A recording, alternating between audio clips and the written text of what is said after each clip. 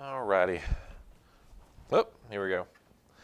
I didn't have time to make these printouts, but if you would like a printout from tonight's lesson, I can get that to you. I can email that to you or text it to you or airdrop it to you or fax it to you. Anybody needs a facsimile machine to get some usage out of. All right, so tonight as we are closing up, now remember next week we are not going to be in here. Men are in the fellowship hall, and the ladies are going to be in the puppet room, is kind of the other option, or jump into the middle of Leanne's study over there in the last classroom, the C17 through 15 class, the Tim's triple class over there, So so we'll have our men's training class, our ladies training class, and that'll be going on next week. So this is our last week of the study, What Does the Bible Say About? And so obviously it's hard to get everything about each one of these topics and really try to condense it into one lesson, but I wanted to put here some verses out. So what does the Bible say about? And our last one we're going to do self-defense. So what does the Bible say about self-defense? It's funny we were talking about this. like I said, what we were talking about earlier is going to apply here. So what is self-defense? Let me just start with that. Defending oneself. Defending oneself. There you go. Let's think about what does that entail? What does it require?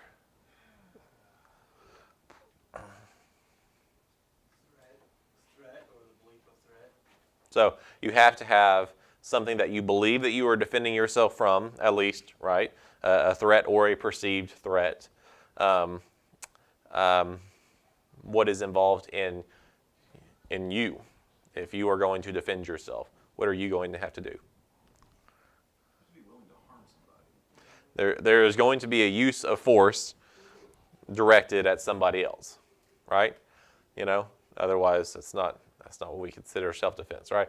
But self-defense, at least for the purposes of this study and purposes of what we typically view as the word self-defense, is not rolling up into a ball and trying to cover your head while you get hit, right? The idea is that you are going to use force in order to defend yourself or somebody else under your care, right? And you're going to protect yourself or others from a real or perceived threat.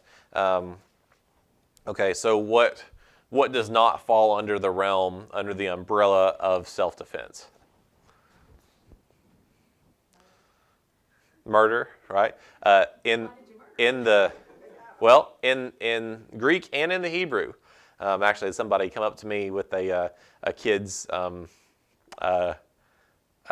little worksheet they were doing on the Ten Commandments, and it said, "Thou shalt not kill." And he was like, "Well, killing's kosher." And I was like, "That's a good way of putting it, actually." In the Greek and in the Hebrew, there are different words for kill and murder, right? Now we have different definitions and everything in our own legal system, right? As to what is manslaughter, as to what is murder. We have different degrees of murder, right? And then there are what's called justified homicide or whatever we want to call it. There are situations where they say this is justified and we're not going to litigate this and we're not going to pursue any kind of criminal proceeding or anything like that. Now, obviously, in the Old Testament, they're not going to have any kind of the court system was one whole thing, right? And so your penalties for ending another person's life were spelled out pretty plainly, and there wasn't any kind of situation where there might have been what we consider civil penalties, but they did not fluctuate, right? It's laid out in the law exactly what happens when you kill someone, and the reasoning behind it is very important. Read through all the way from Exodus to Deuteronomy and see how many times these sanctuary cities come up, and not sanctuary cities in the terms of what what we hear on the news every single day, right? They were several different cities that were established in order to, if you had accidentally killed someone, right? If you know, a lot of translations will say committed manslaughter, right? If you had accidentally killed somebody, you could flee to these cities and stay there and live there and within the walls of that city until the high priest died. And then you could go back to wherever you were living beforehand. Basically, it was, you know, you don't want that person's family to become, you know, to come and try to exact revenge on you, because in this situation it was unintentional, right? And this basically is a punishment, you know, so it is unintentional, but it doesn't mean that your life necessarily needs to be ended in that situation. So that was, you know, what you have in the Old Testament. So self-defense is not going to be revenge or retaliation, right? It's not going to be excessive use of force, you know. There can be times where there's a certain amount of force used that is way over the top. So if somebody is coming at you and you know, somebody shoves you, you don't need to pull out a pistol and shoot them, right? That's disparity of force. Yeah. Although overkill is better than underrated. Yeah. Overkill is underrated. Yeah. Shoot first, ask questions. No. I mean, if No. you got it, you could get sued. That's why I said shoot to kill. Well, Disparity of force. I mean, there's a rheostat that should be followed through all of it. yeah. Typically, I mean, I don't know from a law enforcement perspective, but typically there is taught the continuum of force, where if somebody is verbal compliant, this is the way that you conduct yourself. If somebody is nonverbal, you know, compliant, if somebody is nonverbal non-compliant, they're verbally non-compliant, they're physically non-compliant, you know, and so like there's different levels and different reactions that you're allowed to have in there, right? So it has to be somewhat appropriate. We had to memorize a couple different things, because if we ever shot somebody, it would be on American soil. So we would, for sure, somebody would pull us in and grill us on questions. But we had to memorize these things, and what is deadly force and when is it justified. And deadly force, and this is very redundant, but it's very simple to remember. It's the force which a person uses with the intent of causing death or serious bodily harm, or that force which a reasonable and prudent person would consider likely to create a substantial risk of causing death or serious bodily harm. And then when is it justified? In situations of extreme necessity, when all lesser means have failed, or they cannot be reasonably employed. That's a pretty simple definition, right, of what it is and when you can use it, and it's just kind of practical, right? That's not necessarily what the Bible says, right? That's just kind of a saying that will help you out in court. But what does the Bible say about it? Well, first place, we're going to look in the Old Testament first, and we're going to go to the New Testament. I think somebody had like a meal down here, 'cause I got all kinds of. I know something was out there, like, yeah, somebody was eating like a whole, like, apparently like soup and grilled cheese underneath here. Yeah. Anyway, so Exodus chapter 22. Let's see if I get somebody to read verses 2 and 3. If a thief is found breaking in and is struck so that he dies, there shall be no blood guilt for him. But if the sun has risen on him, there shall be blood guilt for him. He shall surely pay. If he has nothing, then he shall be sold for his theft. Okay, so what is this saying?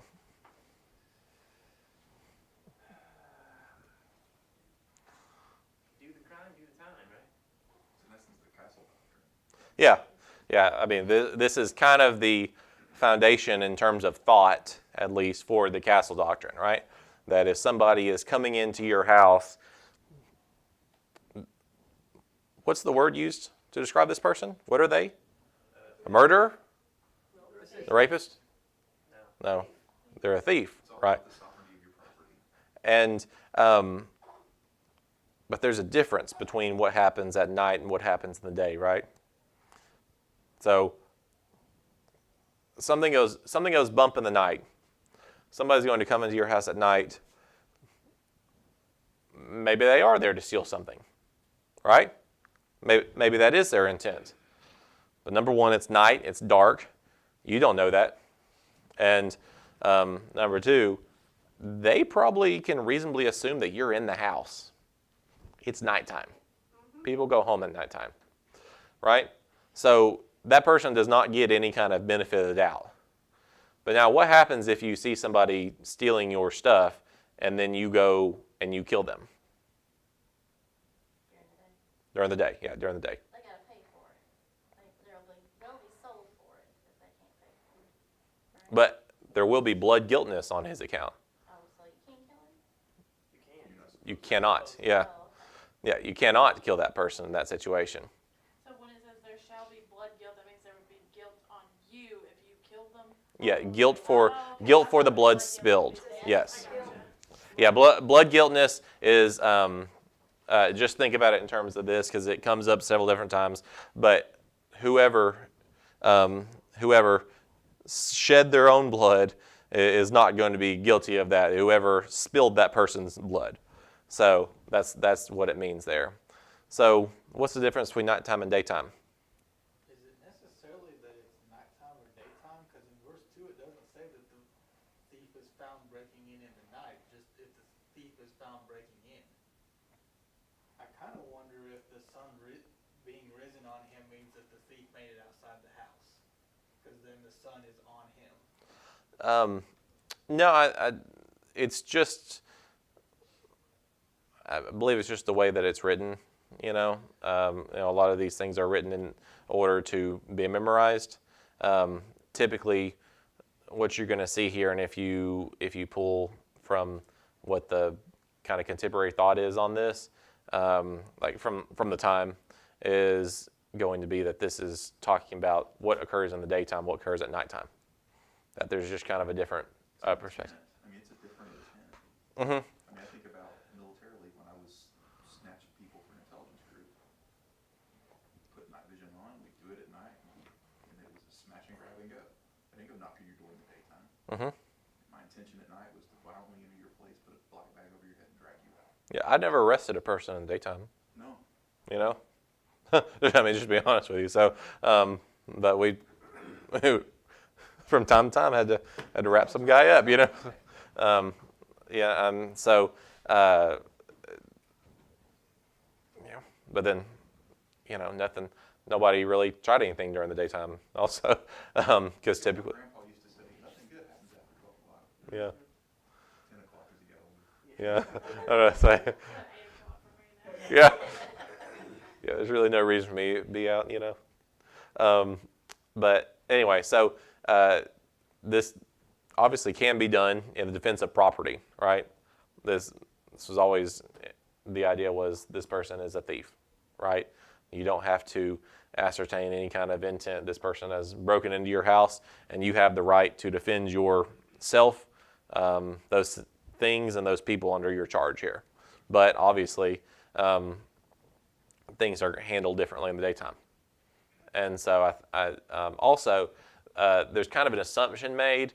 I don't want to go too far off on like Old Testament laws and stuff, but read through a lot of these and see differences in what is required during daytime and nighttime, and even what's required in the city versus out on the road.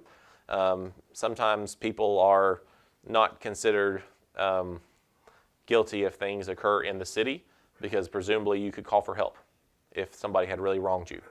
That was just kind of the idea there, versus if it happened out in the country or on the road, and there would be nobody to come help, then you don't have the kind of the duty to cry out or anything like that written into the Old Testament law. So that's just another piece of this right here.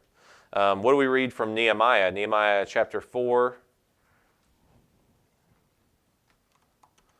Nehemiah chapter 4, starting in verse 17. Those who were rebuilding the walls and those who carried burdens took their load with one hand doing the work and the other holding a weapon.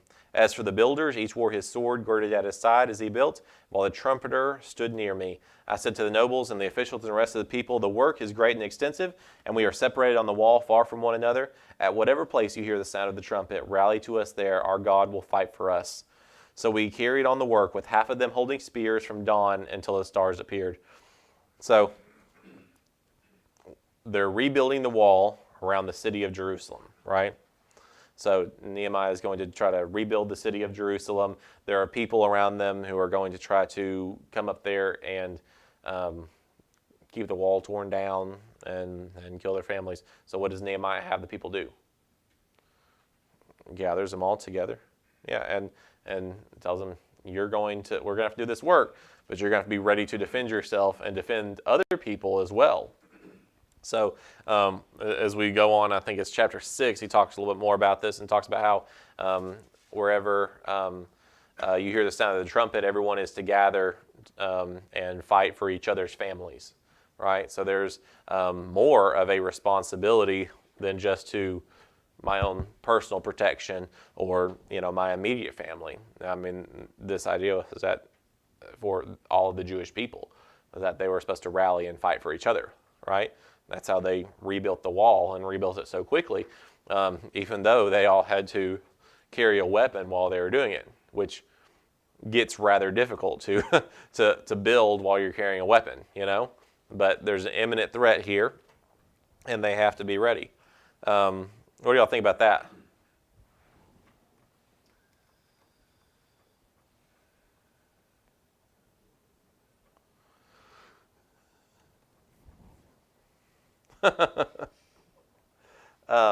Ecclesiastes chapter 4, this will be our last one in the Old Testament.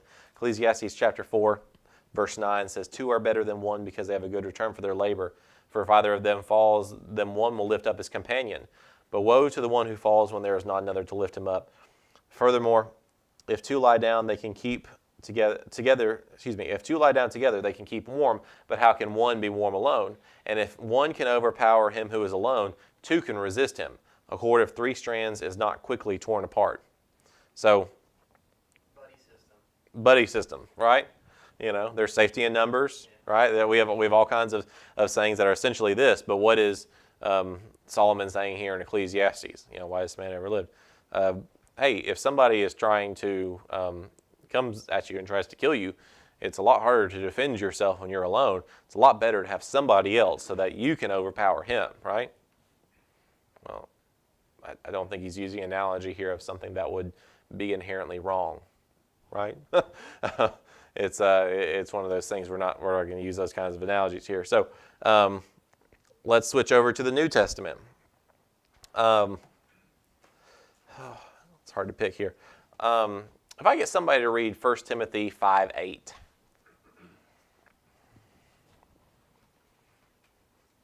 But if anyone does not provide for his relatives, and especially for members of his household, he has denied the faith and is worse than an unbeliever. So, what is this verse talking about? Providing for your family. Providing for your family. I think specifically we're talking about providing sustenance, providing food, for your family. If you provide your children with food, but you leave them outside, are you providing for your children? The word here is actually like an idea of I'm going to look forward to events that may occur and prepare for them, right? What are some ways that we do that today? Life insurance, yeah. I mean, any kind of insurance, health insurance, auto insurance. What would you say? Home security system. Yeah, a home security system. Do all kinds of things where we say, okay, this may happen. An emergency fund, extra savings account, whatever it is, because I'm not anticipating this happening, but if it does happen, I want to be ready for it, right? That's looking forward and taking care of your family, right? All those things are important to do. I think preparing for your family's safety is a responsibility, right? And to whatever extent that needs to be done, well, you need to provide for your family's safety, you know? I mean, there are different, different ways people do this. I mean, I may carry, right? My parents did not let me out past a certain time, right? Well, that was for my safety, right? They didn't do it just because they wanted to mess with me, just because they wanted to make life miserable, but it was nothing good happens after whatever time, right? And so it's important for you to be back because this is much more safe. And so one thing we have to do is we need to provide for our family's safety and provide for other people's safety. I think it's not a gigantic leap to take from this verse, Just in the same way we need to provide for food, we need to provide for our family's safety in all areas. Now, really interesting verses right here. Luke chapter 22. We're going to camp out in Luke 22 a little bit here. So Luke chapter 22, starting in verse 35.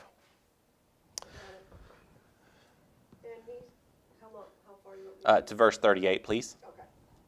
Then he said to them, when I sent you without money, bag, sack, and sandals, did you lack anything? So they said, nothing. Then he said to them, but now, he who has a money bag, let him take it, and likewise a sack, and he who has no sword, let him sell his garment and buy one. For I say to you that this which is written must still be accomplished in me. And he was numbered with the transgressors. For the things concerning me have an end. Then they said, Lord, look, here are 2 swords. And he said to them, it is enough. So what's going on here? Well, he's telling them to be prepared for what he knows what he's going to be facing very, very soon. Yeah, he knows he is about to be taken. He is about to be killed. Yeah. Right? And there's going to be a ruckus with some swords because Peter cut the Yeah. centurion's ear off. So what? We'll get to that. We'll get to that in a minute. But what does what is Jesus saying about this? Be prepared and be prepared to defend yourself if necessary, right? With lethal force, with deadly force. Be prepared in order to do this. And if you don't Now, also what? find a way to get one. Yeah, literally sell the coat off your back in order to purchase it. This is an important purchase that needs to be made in a hurry, right? 3-day background check on this one. Yeah. No warning shots. The what? No warning shots. The warning shots. Yeah. Yep. Yeah, you just got to be really close. Is the only thing, So, what do we see in verse 38? They found some swords. Yeah, they sure did. I found 2 of them. It sounds like they had them with them, right? That you got a dozen disciples, and at least 2 of them have them, right? Okay, we know Peter has one, right? We know Peter is packing, and He got his permit.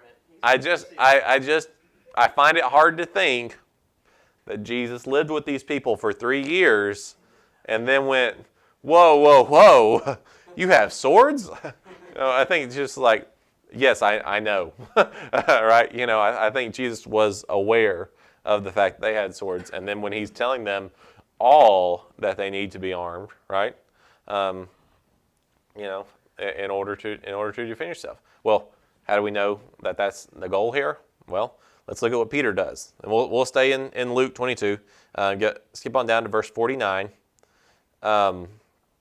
Let's see. Verse 49. And then those who were around him saw what would follow, and they said, Lord, shall we strike with the sword?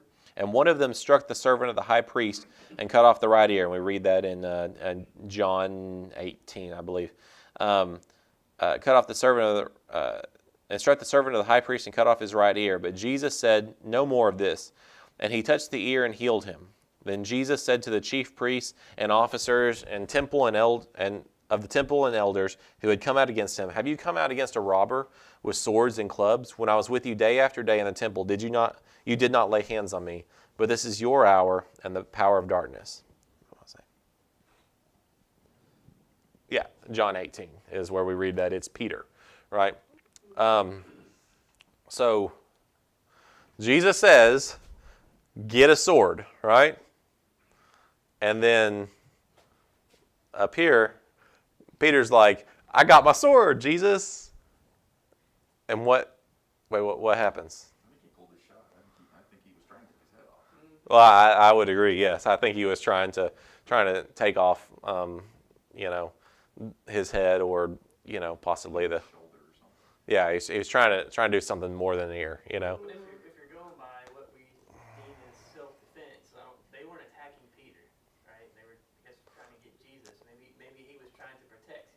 Verse 52. Excuse me. Away, so Come out against a robber with swords and clubs. It doesn't say like they all attacked, but Yeah. maybe it's like have a sword just for self-defense in case something goes down. But I think Peter just wanted to start swinging.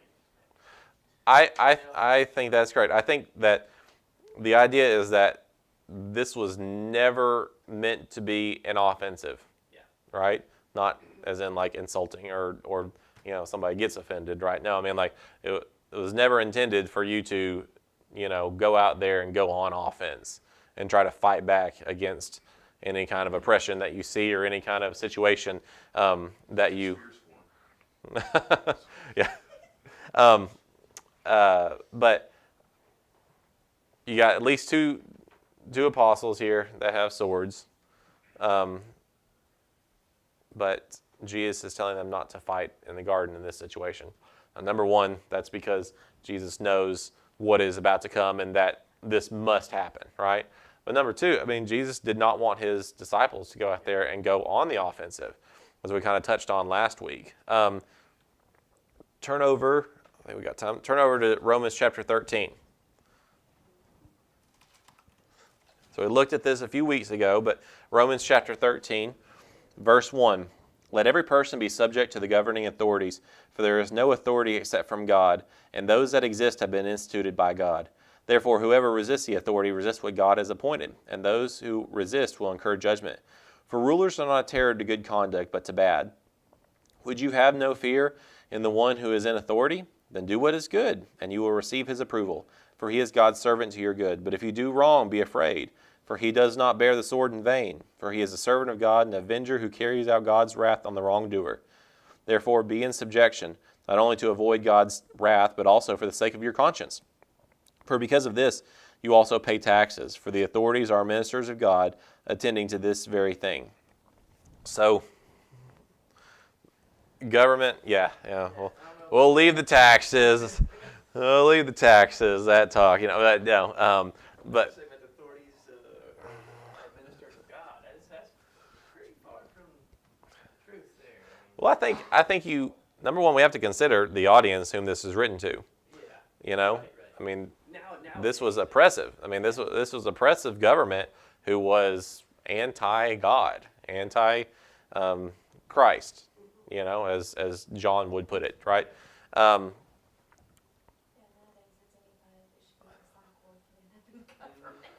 I think that it's a lot like Proverbs, this saying right here. Proverbs 22:6 says what? "Train up a child in the way he should go, and when he is old, he will not depart from it." Is that a 100% promise guarantee? No, absolutely not. No, it's not.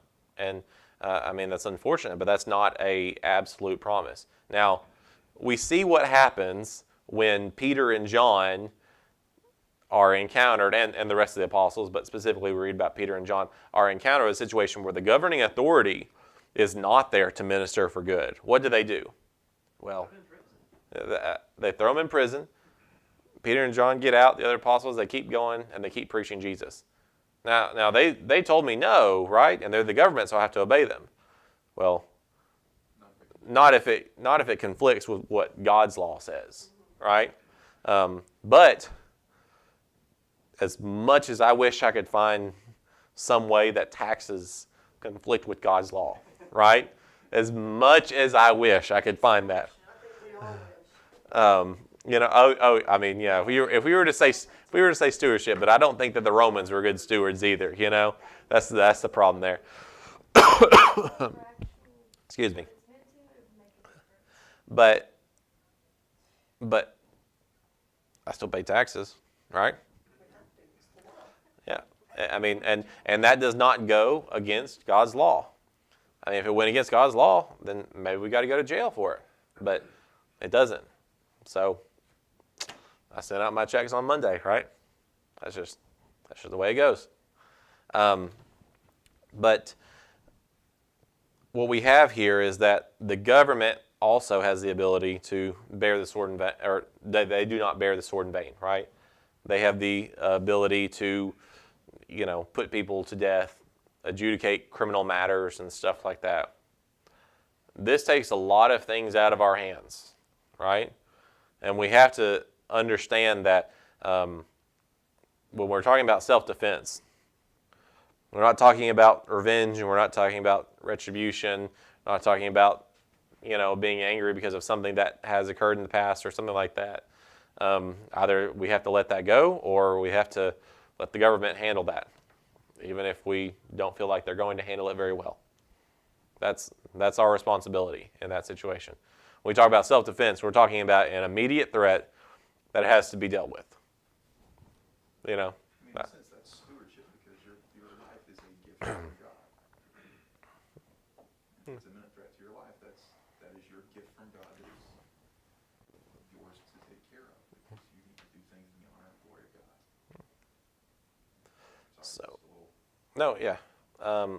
So last couple minutes here.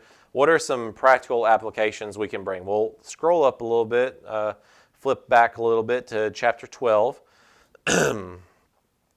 Chapter 12. Let's just start in verse 14. Bless those who persecute you. Bless and do not curse them. Rejoice with those who rejoice. Weep with those who weep. Live in harmony with one another. Do not be haughty, but appreciate the lowly. Never be wise in your own sight. Repay no one evil for evil, but give thought to do what is honorable in the sight of all. If possible, so far as it depends on you, live peaceably with all. Beloved, never avenge yourselves, but leave it to the wrath of God, for it is written, vengeance is mine, I will repay, says the Lord. So, when we talk about self-defense, it has to be clear we're talking about an imminent threat here, right? On yourself or on somebody else. It's not a situation where maybe I could get away with this, right? Only in situations of extreme necessity, and we have to care for those people who are entrusted to us as well. We have a duty to care for our family. We have a duty to care for people who are around us, and we have the ability to care for, and those who can't care for themselves. But then also, one thing we have to do, when you said our life is a gift from God, and we need to be good stewards of that. But if you kill someone, what are you doing to that person? You're taking their life. Yeah, you have sent that person to judgment in the situation, in their current state. This is where they are right now, and I'm sending you to judgment. Your time is up, and now it is time for you to be judged. Yeah, that's pretty. It's a pretty serious thing, and you have to consider what you are willing to do, and especially when you consider the value of that person. They're made in God's image just like you are, and they clearly need to come to a knowledge of the truth, right? If we're in a situation where somebody is attacking me and I feel in danger for my life, that person, we say whatever has happened on my side up to this point, that person we know is not living in a way that they should, right? And so deciding to punch that person's ticket for them and send them to the judgment day is a serious burden right there. Well, I mean, if you were in that situation, I mean, don't wish anybody was, but I mean, it's a lot to think about in the heat of the moment. But if you're living right, if you're living right like you're supposed to, and this person obviously is not, they're coming at you to kill you or whatever. It's almost like you let them kill you because you're okay. I mean, you know you're good, but it still gives them a chance to, you know, maybe repent from what they did, but you don't know that. So it's a really tough. Yeah. What if games are terrible? What if games are terrible, and in just about most situations, it's best to look at it and say, this is what happened, and these are the lessons that can be learned from it. This is good. This is bad. I tend to think, I have a duty to my family to protect my family and provide for my family. So I've got to make sure that as much as I can do that. This is something you think about well before you ever carry, and it's also something that impresses on people. I just personally, I get annoyed at most government involvement, having worked for the government and seen government involvement. So, but I think it's important for us to consider how well trained we are. Like, if you decide that you're going to carry, you need to be very, very well trained and in no shoot situations, because that's and know the law, right? And less lethal. Yeah. It's like I told you earlier before we started class, you need something between a harsh word and a bully. Yeah. I mean, you need to seek that training. And I mean, before you are ever going to carry out and about, before you're ever going to do that, you have to consider the consequences both on your side and on the other person's side, right? And then also what could possibly happen to the people around you, right? All of these things have to be considered well in advance. And you've got to make those decisions and say, I am willing to do this, but I'm not willing to do this. And so I think that we can say self-defense is definitely approved, but taking a life of another person is never encouraged. Right. And that's kind of the difference right there. I think it goes back to the verse we just read. As much as depends on you, live peaceably with all men. It's your job to try to stop the situation and keep it from getting to that point. But there's also in that a recognition that sometimes it's not up to you. Sometimes somebody else makes that decision for you. You don't like, as a civilian, when I was in the Army, I got to choose my gunfights because they usually instigate. But direct action, Strongest about it. But I mean, that's what direct action is. But when you're civilian, somebody else chooses the time you get to a gunfight. You don't get to choose that point, and you need to have your answers ready before you have to go to that level. Yeah, I was thinking about. That's the break into All right. the gun is. Well, thank you. It is.